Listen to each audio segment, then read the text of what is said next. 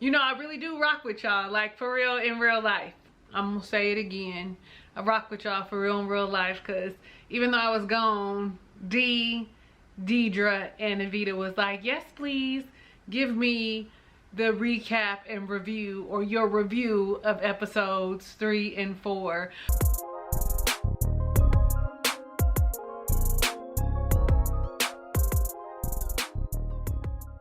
What's up? How you doing, Ray of Sunshines? I am your girl, Talisa Ray, self-love advocate and wife coach. If it's your first time visiting my channel, hey, how y'all doing?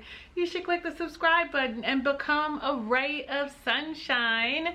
Right next to that subscribe button is the notification bell. Click it too, so that you're alerted of when I upload videos. Okay, so here we are. Yes, I'm doing this for y'all because you asked, because I asked. I had the nerve to ask, and y'all was like, yeah. So guess what I'm doing? I'm doing it for you. And it's nighttime. Only noise we might hear is them sons that I birthed on that game. Okay, so love me anyway. Okay, we are reviewing Ready to Love Philadelphia, episode number 3. So everybody meets each other, right? We get into it. Everybody gets together from episode 1, episode 2, group 1 and group 2. We all in together at the comedy club, and per usual, Tommy's all, look at me. I want you to give me accolades, because this is what I do too. Like, we know who you are, Tommy. Nephew Tommy, we know you be funny. We know you on the Steve Harvey Morning Show. We know that you been in plays and stuff. You know what I'm saying? All of them know that too. But we here for Ready to Love and the cast. I don't know, every year I say this. I feel like every year, because every year I don't be reviewing, but every time I review Ready to Love, I always think about how much Tommy wants us to like acknowledge him. So here it is. We see you, Tommy. Thank you for being the host of Ready to Love. That's just on me, y'all. I know that probably ain't got, y'all probably don't feel nothing like that. Anyway, let's go. We start right in, jump in, and Angie's all like, I had a connection with Wayne. Y'all remember it? Episode 1, I actually liked it. I actually liked how upfront she was, how receptive he was. It seemed like he liked her too, but she ain't heard from them. They had a good connection, but ain't had no good communication after that. Ain't been no conversations, no text messages, no nothing. That's just the first time I say it, because of course, again and again, we see Deanna talking to Cisco for the first time, and she likes him. She thinks he's funny, you know, as well as handsome. And of course, everybody likes Deanna. She has great energy. Additionally, she's a firefighter. And now, knowing what we know about Cisco, he wants somebody that's got some stability. Lord help me. I don't be doing so good when I have to go back and review after I done caught up and we on episode 5, and now we know that he not stable, ain't got no car, ain't got no house, he ain't got nothing going for himself. So for me, now every time I see him, though I think he's handsome, I think he's so handsome, and that he has that body and that smile, and he speaks well, communicates well. We've learned that he can be vulnerable and open up, that I think that he has had experiences where the women take care of him. What y'all think? That ain't even what this is about. We don't even know this yet. I'm gonna try and fix it, but I ain't gonna tell you that I ain't gonna give other opinions in the process. But I really thought about that. Like, maybe he's experienced being taken care of.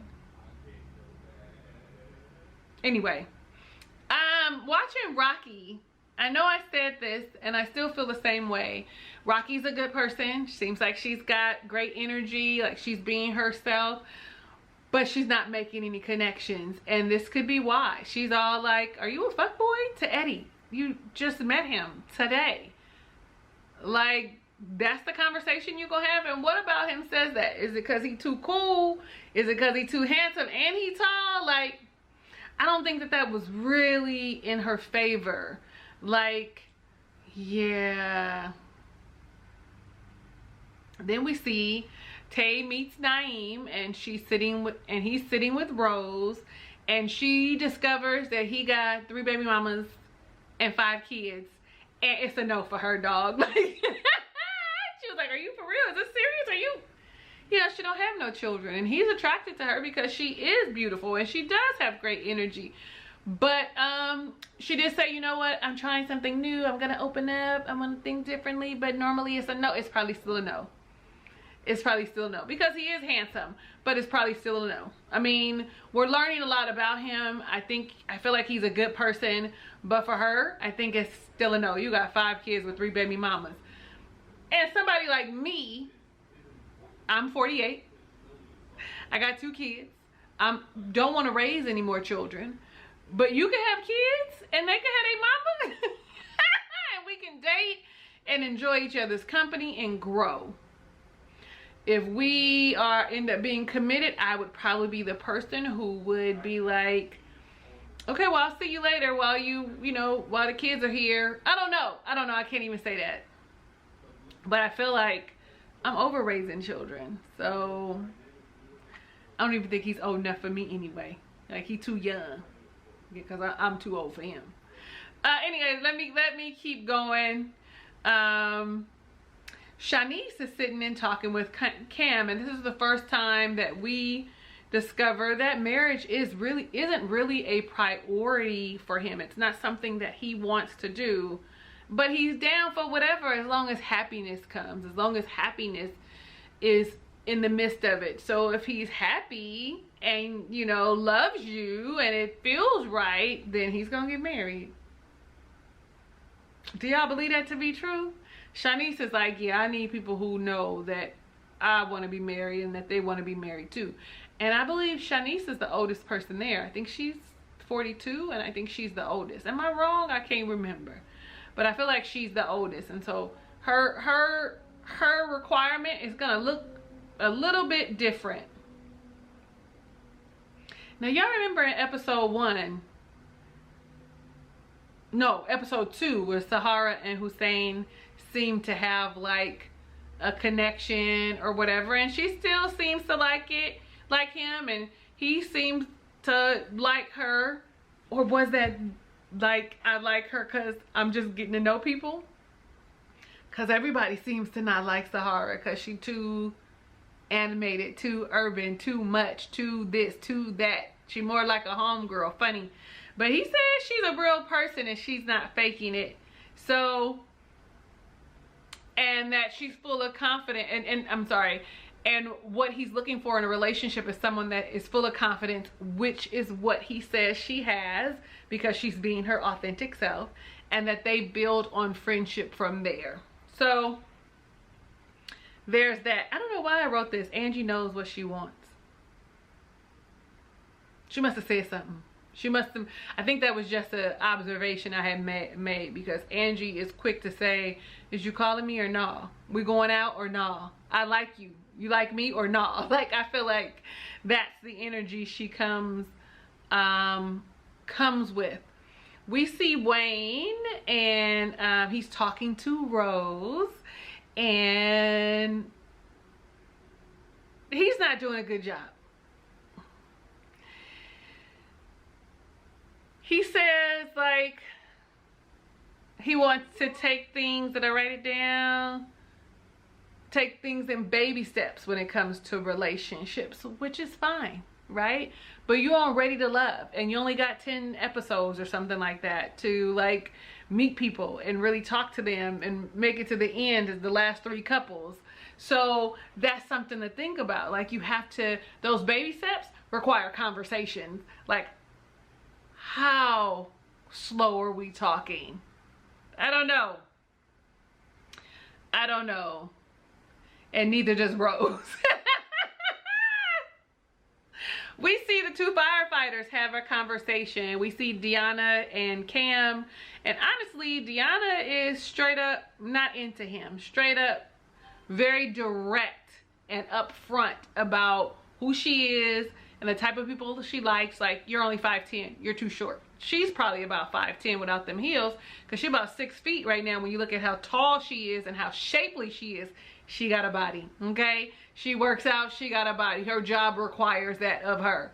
Cam is like offended because she's all like, well, I don't date on the job. And he thinks she BSing. No, she don't mix the two. And she probably sees a lot. Not probably, does see a lot. Know how these men in the firehouses work. See what they be doing. Because you know the ladies do love a fireman, okay? A lady loves somebody that's on that fire truck. Especially when they handsome and they got that good smile. Let me tell it, that smile will do it every time. Anyway, but he feels like, you know, she being a little rude. She is a little matter of fact though. Very much so, like, bop, bop, bop, bop, bop. Like, no, this ain't it. You ain't it. I don't want it.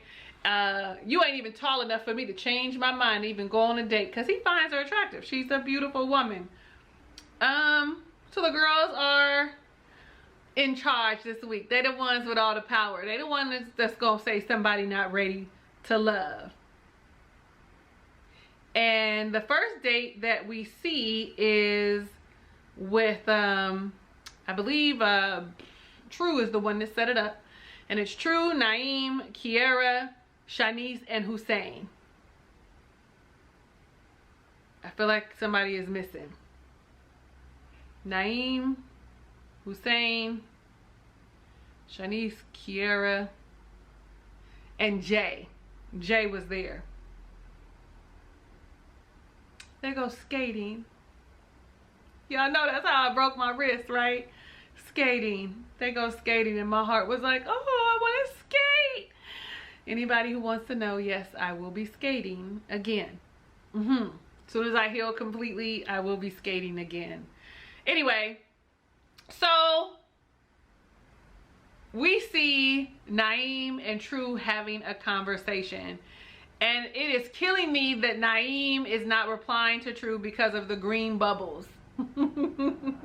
She gave him her Google number. And he has an issue with the Google number. Like a big issue. I'm probably going to say it again. But let me say it now. I have a Google number. I give my Google number to people that I do not know. Specifically for safety purposes. Specifically while dating on the internet, right? On any of these like dating sites. They get my Google number for the most part. Sometimes I give out my real number because it's not really a big deal. But they likely have my Google number. And he's like really offended. And I think that she didn't really handle like the response well to like help him understand. But I did hear her say, or hear him say, oh, for safety, or her say for safety or whatever. But that's the point. But they are on Ready to Love. So you kind of wonder why she didn't want to give him her real number. But it could just be habit. But he is in his feelings about that green bubble, like knowing that she got a iPhone. We see Shanice and Hussein skating. Shanice cute in her little one-piece short romper, honey, okay? And she feels like he's a safe place. Because partly he's tall, he's confident, and I think she feels like protected, because she may mention like, I feel like if I fall, he'll catch me. So safety is something huge for her. And honestly, me feeling safe is huge for me. And not like protection wise, but knowing that I can share with you. Oh, am I emotional? Always. I'm a highly sensitive person. But being safe, knowing that you are a safe space that I can share with you and be myself and open up, like super huge. Anyway, let's keep going because I'll cry again a little later. We see Angie in here. True and Hussein having a conversation. And she calls him beautiful. I love that. I love when women can tell men that they are beautiful. He didn't say it back though. He didn't be like, I think you're beautiful too. Or did I miss it? Did I turn my head and I didn't hear it and see it? Naeem and Shanice have a conversation, and they talk about happiness and you know, what that looks like for them. And she talks about that she learned the importance of saying no from Oprah. That's what she learned it from. But I'm gonna tell you this, no, I agree, is a complete sentence. No, I did not learn it from Oprah, but no is a complete sentence. And you do not have to provide an explanation behind the no. You can just say no. And normally the people who have the hardest time to just say no when someone's asking them something are people pleasers. People pleasers want people to be happy, want situations to be good. So it is hard for us to say no. I am a recovering people pleaser. So now you will get a straight up no from me. And not even, I'm sorry, no, I can't. It'll be a straight no. You will get a no from me. You will get questions as to why do you need this from me, where before I would have tried to accommodate anybody that I could. So Kiara, my man. I think every time I say her name, I'm gonna say my man, because that's what Jay is to her. She still likes him. He is still top on her list, and they both have physical touch as their primary love language. I wrote down these ladies really like Jay. I just don't see it. He's got to have good energy and some kind of like swag or something about him, because I don't see what they see. But he does express that he likes Kiara, so they have that in common. It's something about him that she likes, and vice versa. There is something good between the two of them, and I can't wait to see what it is, because I'm trying to figure it out. Because y'all remember in episode 1, everybody loved Kiara. Now, only person that wants to talk to Kiara is Jay? Or is that the only person she's given her time to? Remember that happened to, dang. They were somewhere in Texas, I believe. And it happened to, dang it, I can't think of her name. And the guy from Louisiana, and she put all her eggs in that one basket, and it wasn't really true. Y'all, what is their names? If you remember, let me know down below in the comments. Dang it, I cannot remember. I hope she don't put all her eggs in one basket, because Jay is not. So the next date that we see is put together by Angie, and it's with Coley, Wayne, and Eddie. And we see Angie and Coley, and they both have a conversation, and they say that they both have been married. You know, all the guys are there. All 4 of them are there. And they say that they have been married before, and that in their marriage, they had a man that took care of everything, where they didn't have to do nothing. And they don't want that no more. Well, where they at? I ain't never had that in my life.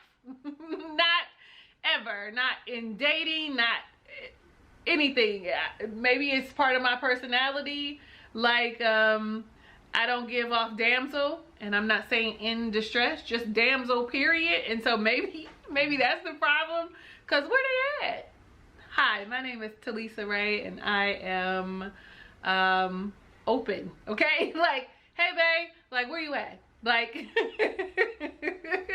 where, I don't know. I just have not had that experience where someone is taking full care of me. Like, she was to the point where she was like, everything, I had to do everything that he wanted. You know what I mean? Like, oh, like she didn't have hobbies and stuff. Like, she didn't like reading books and going to work out, and, you know, like, I don't know, had no little side jobs or nothing. Like, you know, writing a book, YouTube. I guess it's just me. I don't have it. I don't know, y'all. Where they at? Y'all got that? I don't know why I wrote this, but I wrote down, it looks like everybody is okay with text messages. No one is actually asking for phone conversations. One of my good girlfriends and I have a conversation, like I can go either way. I do like to talk occasionally. Right now, not that much. Right now, yeah. So she prefers phone conversations, not text messages. She says text messages are just for quick da-da-da-da, and call me and have full phone conversations. So tell me, how do you feel about phone conversations? Do you want to actually talk, or are you okay with just text messages? You don't need the actual, to hear their voice, hear the intonation, you know, when someone says that they're doing okay. I like to hear actually how people are. Like, I'm okay with texting, but all the time, yeah, I don't want to do it all the time. I would like to hear your voice. I don't want to hear your voice every day though. Especially right now, like, okay, y'all don't judge me, judge your mama.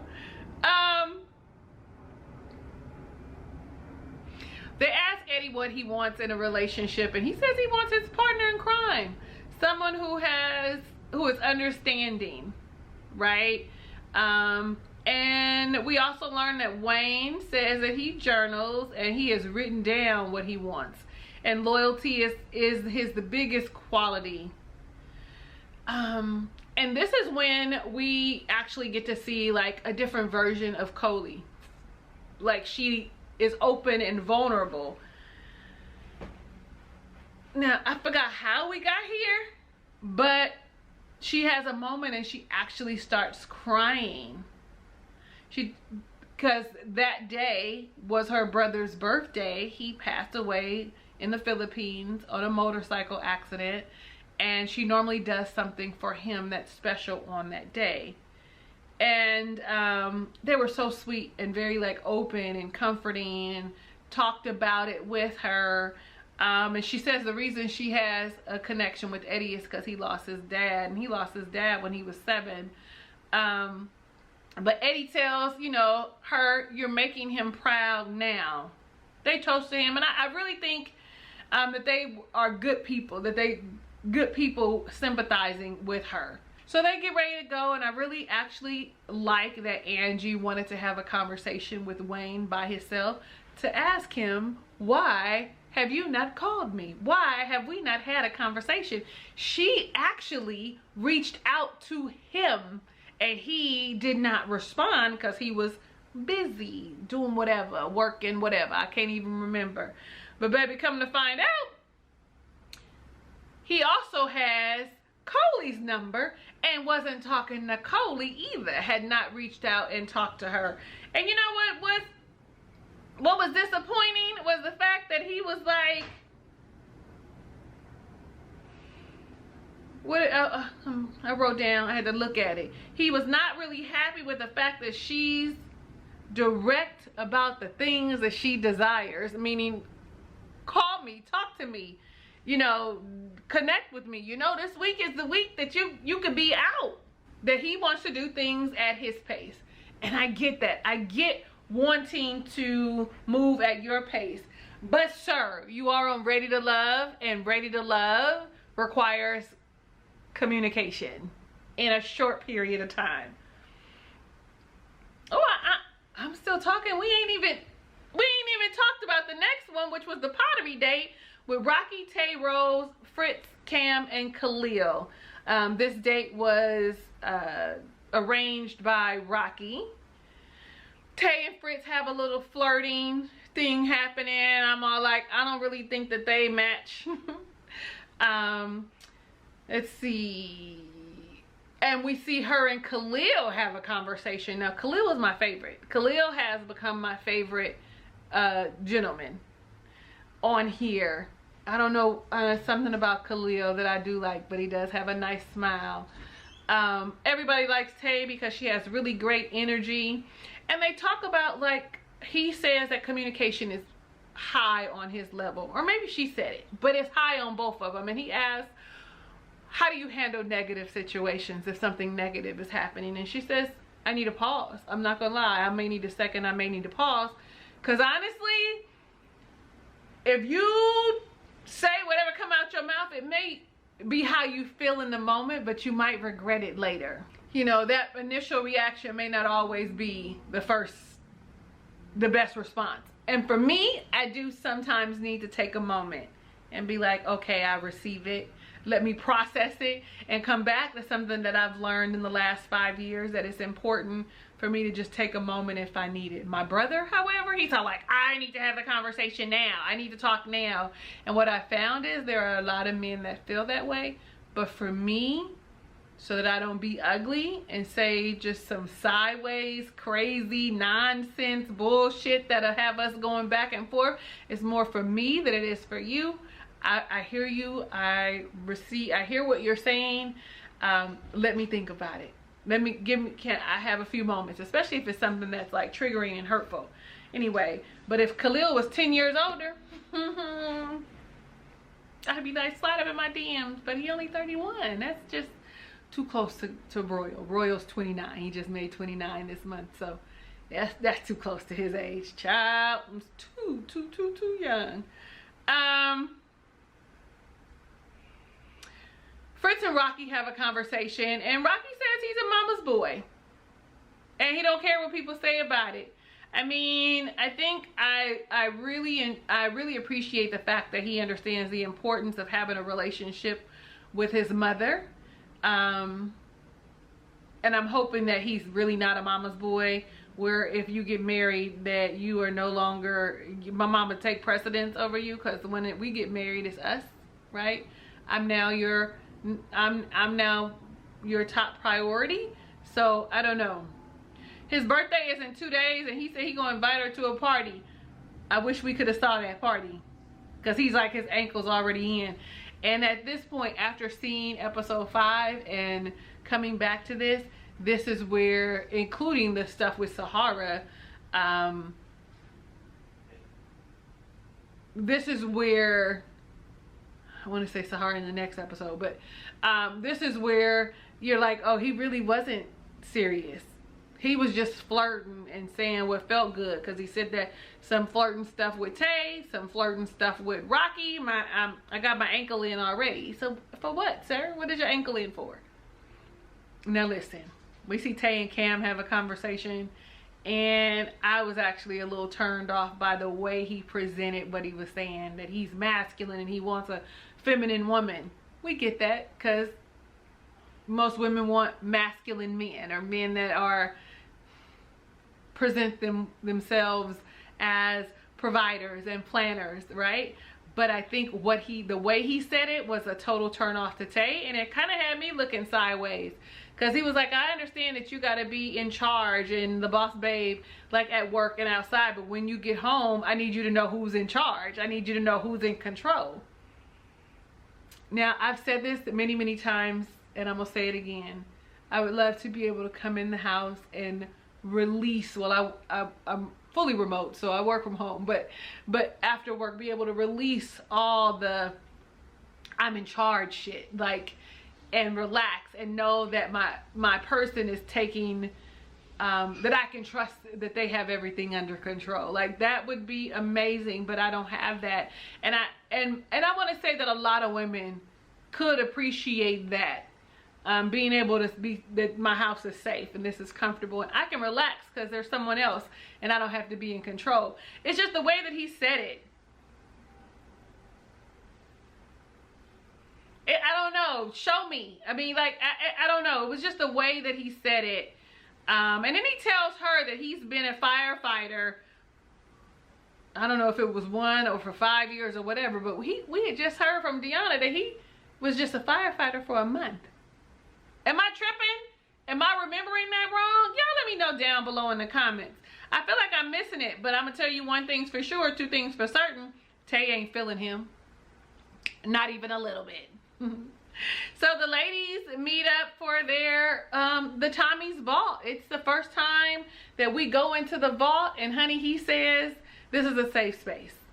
Anything can be said in here, but anything that's said in here needs to stay in here. So that's nice. And so let's talk about excuse me, my nose be itching.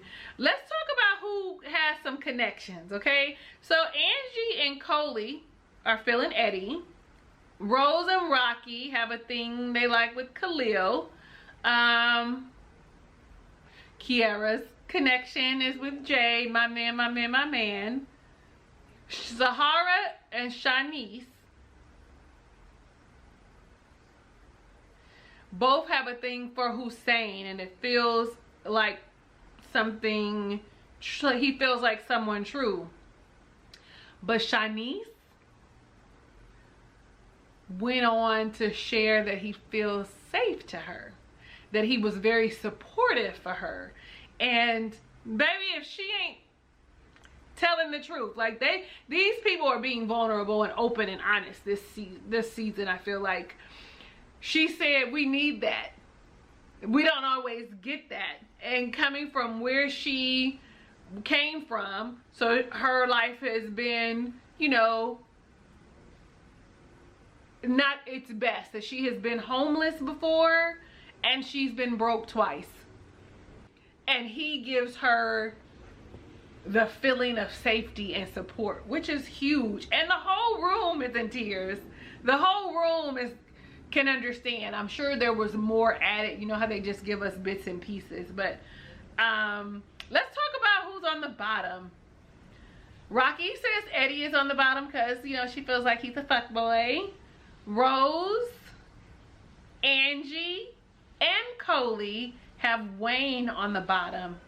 Angie and Coley say for no communication. Rose says Wayne isn't ready for a relationship. Sahara says Wayne isn't for a relationship, but he's on her bottom too. True says Naeem, because of that phone and that conversation, and he not calling no matter what color the bubbles are. You ain't calling, you ain't reached out. And so Tommy did ask her, hey, did you say hello? What did you do? And her response was, I gave him a thumbs up. Or I said, no. What was your response? She said, I told him hello, and he replied with a thumbs up. Now, when she was like, well, I said hello. I thought that wasn't enough, right? It should have been hello, how are you? Maybe actually calling, because maybe that would be different. But that thumbs up, honey, took me out. It took me out. Deanna, Shanice, and Tay. Oh, no. Deanna, Shanice, Tate, and Angie all say Cam. So, the people on the bottom are Cam and Wayne. Tay takes Cam out and she shares with Cam that the issue is that they need him to open up and communicate more and to be a little more vulnerable. Share about who he is. If they want to know about previous relationships and all of these things, to learn more about him, and that's what they need from him. Deanna takes out Wayne, and Wayne says, you know, he feels like he knows her from a past life. She shares with him that the issue was that the ladies are having with him, that he isn't available. And he agrees and says, he isn't available, and he isn't completely in it. And he says it's valid. He agrees because he finds that, you know, he gets into a routine, and then just things happen. He said, but then once we start having constant communication, then now it feels like an obligation and I'm out. What? So, what? Maybe he really is a space cadet. Maybe he's more like an alien, because what? Or maybe he just hasn't met or had enough experience in life where he met someone and he wants to be around them and wants to communicate with them and wants to have quality time and or get to know them. Maybe that's what his issue is. I don't know, but he's the one that's out and Cam gets to stay. But what really kind of pissed me off was that Wayne was like, well, you know, I'm not here to satisfy people or whatever. But wasn't interested in Angie or Coley or interested in these people. So why would you get their phone numbers if you wasn't interested? He's saying that he really don't care that he leaving, and that his, you know, his feelings aren't hurt, etc. Baby, you lying. You lying. Unless you really didn't want to be there. That they just picked you up in a mall from walking down, you were walking in the mall. Like on Ready to Love that one year with Keith. That they saw you in, not Ready to Love, but Married at First Sight. They saw Keith walking in the mall and asked him if he wanted to go on Married at First Sight. That would be it. But I don't think Ready to Love pays no money.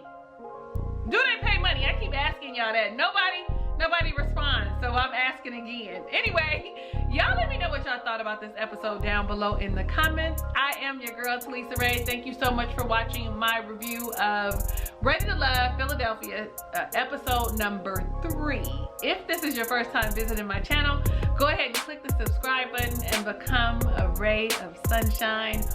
Right next to that subscribe button is a notification bell. Click that so that you're alerted when I upload new videos, so you can be in here and having conversations with me, you know, and telling your friends and sharing it. Know that I love you in real life and want every good thing that God has in store for you, even if you don't know what that is for yourself. Hugs and kisses and lots of love. I will see you in just a few for the next review.